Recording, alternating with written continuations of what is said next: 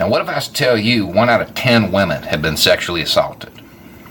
It means 25 women on your friends list have been sexually assaulted. Did you know that? Did you know all of them? Like they kind of keep it quiet. 25, that's a scary number, 1 out of 10.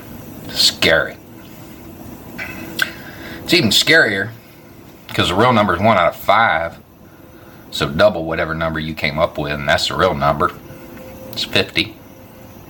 Got 500 friends. So that's 50 women that saw your comments. Why don't they come forward? You. If you made those kind of comments, knowing nothing about what happened, you're the reason they don't come forward. If you made those kind of comments, man, can you imagine that?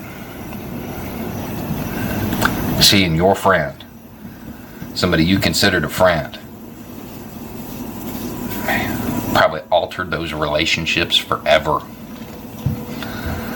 They're never going to look at you the same way. That's why they don't come forward. It's interesting because we just had that Catholic priest case. All those boys, now men, 35 years later, coming forward.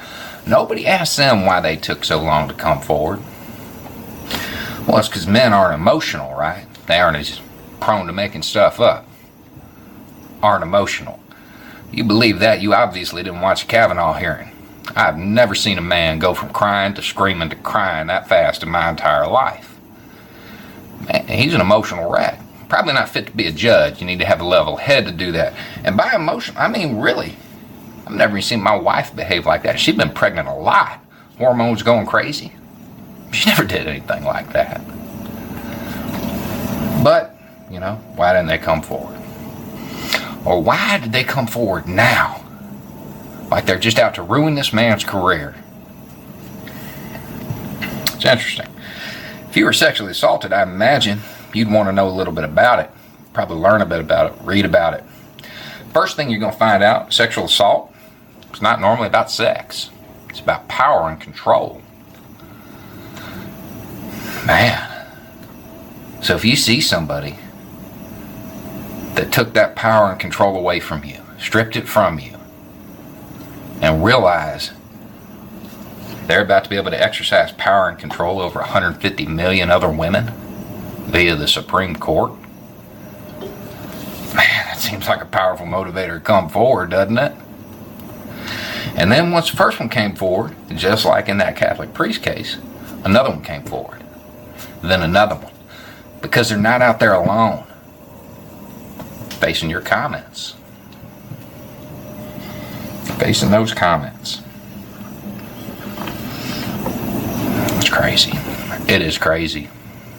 The key takeaway from this, because I know it's not going to do anything with this particular incident, because you're too entrenched. You've already said too much, you can't take it back, and you don't want to look like you're wrong, so you stick with it. You're going to keep saying they're liars. I understand that. Too much pride. Got it. You might not want to do it again,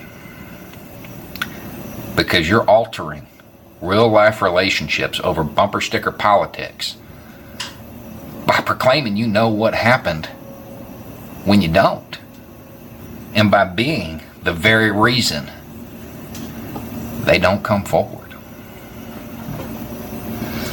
So do the math and then think about it. How many of them do you know? How many of them talked about it with you? I don't think any of them will now, because they're not going to trust you. You already ruined that.